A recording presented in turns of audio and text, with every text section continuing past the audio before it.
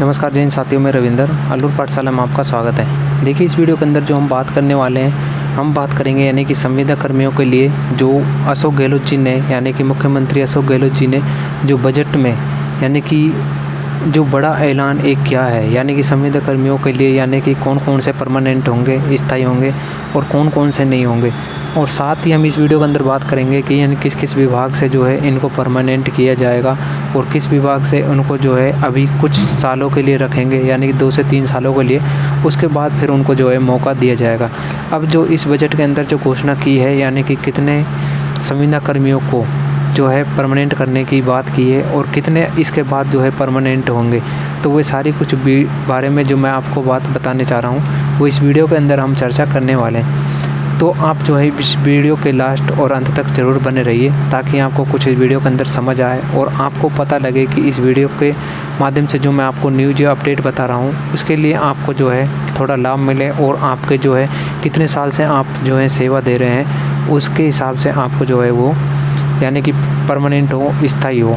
तो चलिए वीडियो को करते हैं शुरुआत। देखिए, जो अशोक गहलोत जी यानी कि मुख्यमंत्री हैं यानी कि संविदा कर्मियों के लिए बजट में जो ऐलान किया है वो किया है 15 वर्ष वालों के लिए। तो इनके लिए सबसे बड़ी खुशखबरी है। लेकिन जो अभी इसमें चार्ट आपके लिए जो बताया है, इस चार्ट के हिसाब से मैं आपको बताऊंगा कि इस चार्ट में जो यानी कि जो नोटिफिकेशन आपके लिए नोटिफिकेशन जो आपके लिए डाला गया है इसमें क्या कहा गया है संविदा कर्मियों के लिए, तो सारी कुछ बारे में हम चर्चा करने वाले हैं। चलिए मैं सबसे पहले देखो आपको ये चार्ट बता देता हूँ। आप जो है स्क्रीन पर भी ये देख सकते हैं। यहाँ पे अगर देखो सबसे पहले देखेंगे तो सभी जो कार्यरत कर्मचारियों के लिए वर्तमान में जो यानी कि संविदा कर्मी हैं और अभी जो अपनी सेवाएं दे रहे हैं उसके हिसाब से मैं आपको बताऊंगा कि कब तक आपको जो है परमानेंट कर दिया जाएगा और कब तक इसकी डेट जो रखी गई है और फाइनली आपका जो है कब तक स्थायी कर दिया जाएगा। तो देखो, सभी कार्यरत कर्मचारियों के लिए यानी कि संविदा कर्मी जो कर्मचारी हैं इनके लिए ये जो लिस्ट जारी की है, जैसे कि सबसे पहले मैं आपको बताऊंगा 15 वर्ष से अधिक। दूसरी कैटेगरी आपकी रखी गई है 12 से 15 वर्ष और तीसरी कैटेगरी आपकी रखी गई है 9 वर्ष से यानी कि 13 वर्ष और चौथी जो आपकी रखी गई है वो रखी गई है 6 से 9 वर्ष और पाँचवीं आपकी रखी गई है 3 से 5 वर्ष और छठी आपकी रखी गई है यानी कि 0 से 3 वर्ष। तो इसी प्रकार से ये जो आपको कैटेगरी वाइज आपको बता रखा है कि इतने साल तक अगर आप सेवाएं देते हैं यानी कि कार्यरत हैं तो आपको जो है किस प्रकार से स्थायी किया जाएगा। इसमें देखो सबसे पहले तो 15 वर्ष से अधिक जिन्होंने भी सेवाएं दी हैं अभी तक, उन पर तो देखो बजट के अंदर मुख्यमंत्री और राज्यपाल दोनों ने अनुमोदित कर दिया है कि आपको जो है स्थायी करने का पूरा जो है यहाँ पर लिस्ट तैयार की जाएगी और उनके लिए जो बड़ा है अनुमोदित कर दिया गया है। लेकिन जब बात आती है यानी कि 12 से 15 वर्ष यानी कि जो 12 वर्ष के लगभग जिन्होंने भी सेवाएं दी हैं उनको क्या है, देखो 12 वर्ष और 9 वर्ष से 12 वर्ष यानी कि 2 कैटेगरी ऐसी रखी गई हैं जो CSR यानी कि जो इनके लिए 2 गुना जो रूल है यानी कि 2006 का जो रूल है उसके हिसाब से इनको जो है परमानेंट किए जाने की पूरी संभावना है। यानी कि बजट के अंदर इनको भी घोषणा की है। यानी कि टोटल अगर बात करें तो हम देखो इन दोनों कैटेगरीज की बात करें यानी कि 12 से 15 और 9 से 12 वर्ष यानी कि जिन्होंने भी इतनी सेवाएं दी हैं ये कैटेगरी में रखे गए हैं यानी कि आपकी परमानेंट की श्रेणी में रखे गए हैं। तो आपको जो है ये परमानेंट किए जाने की जो संभावना है वो लगभग आपको कब तक कर दी जाएगी, सितंबर तक आपको कर दी जाएगी। अब देखो 6 वर्ष से 9 वर्ष तक के लिए एक नियम बनाया गया है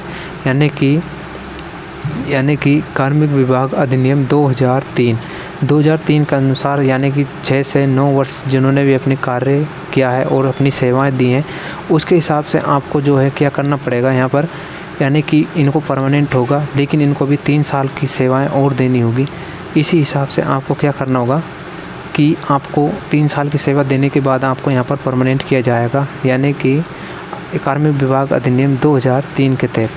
अब कैटेगरी आती है आपकी 5 यानी कि 3 से 5 वर्ष तक जिन्होंने कार्य किया है, 5 से 6 वर्ष, तो उनके लिए क्या कहा गया है। देखो इनको अभी क्या है कि 3 साल की सेवा देने के बाद इनको भी जो है परमानेंट की श्रेणी में रखा जाएगा और 0 से जो 3 वर्ष तक हैं इनको देखो अभी कोई चांस नहीं है। देखो बजट के अंदर इनका कोई भी उल्लेख नहीं है, लेकिन इनका तो श्योर पक्का है कि 15 वर्ष से अधिक और 12 से 15 वर्ष और 9 से 12 वर्ष, ये 3 श्रेणी के जो लोग हैं जो कार्यरत हैं यानी कि संविदा कर्मी वर्तमान में, इनको जो है यानी कि 100% जो है परमानेंट किया जाना है। अब देखो यानी कि इसके बाद एक और में हम बात कर लेते हैं, यानी कि देखो नियमितीकरण की प्रक्रिया आपकी क्या रहने वाली है, यानी कि स्थायीकरण की प्रक्रिया आपकी क्या रहेगी, तो मैं आपको स्टेप बाय स्टेप बताऊंगा। सबसे पहले जो आपके सवाल हैं वे क्या हैं, एक बार आप स्क्रीन पर देख लीजिए। एक तो ये है कि आपकी आचार संहिता है वो कब तक लग जाएगी। अब आपकी आचार संहिता अगर लग जाएगी और उससे पहले अगर परमानेंट नहीं हुए तो क्या होगा, ये एक आपका सवाल है। और दूसरा आपका सवाल है कि कब तक स्थायी कर दिया जाएगा, इसकी डेट जो है कब निश्चित की जाएगी और कब से आपका जो है वेतन निश्चित यानी कि नियमितीकरण और स्थायी पोस्ट के हिसाब से कब से उनका वेतन मिलना प्रारंभ होगा। तो ये सब कुछ हम चर्चा करने वाले हैं। सबसे पहले हम आचार संहिता की बात कर लेते हैं। देखो सितंबर के अगर 15 सितंबर की बात करें तो 15 सितंबर के बाद आपकी आचार संहिता लग जाएगी। उससे पहले आपको जो है ये यानी कि स्थायी होना आवश्यक है। अगर यानी कि 15 सितंबर से पहले आपको जो है स्थायीकरण का यानी कि नोटिस है वो दे दिया जाएगा। उसी हिसाब से आपको जो है स्थायी करने की पूरी बात यहाँ पर यानी कि बजट के अंदर बोली गई है। अब देखो इसमें अंदर आपके ये सवाल के बाद यानी कि स्थायी करने की अगर हम बात करें तो देखो कब तक आपको स्थायीकरण की प्रक्रिया जो है ये पूर्ण हो जाएगी। तो आपको जो यानी कि आचार संहिता लगने वाली है 15 सितंबर के बाद, उससे पहले देखो आपको जो है स्थायीकरण का नोटिस जारी कर दिया जाएगा और आपको जो है पोस्ट के हिसाब से और स्थायीकरण के हिसाब से और आपने जो कार्य यानी कि जो सेवाएं दी हैं कितने वर्ष तक दी गई, यानी कि फर्स्ट श्रेणी में आप 15+ से अधिक हैं यानी कि 15 वर्ष से अधिक आपने कार्य किया है तो उसी हिसाब से आपका जो है वेतन निश्चित किया जाएगा। और आप अगर दूसरी श्रेणी में आते हैं यानी कि 12 से 15 वर्ष तो आपको अलग वेतन निश्चित किया जाएगा। और तीसरी श्रेणी में अगर आप आते हैं यानी कि 9 से 12 वर्ष तो आपको जो है अलग वेतन निश्चित किया जाएगा।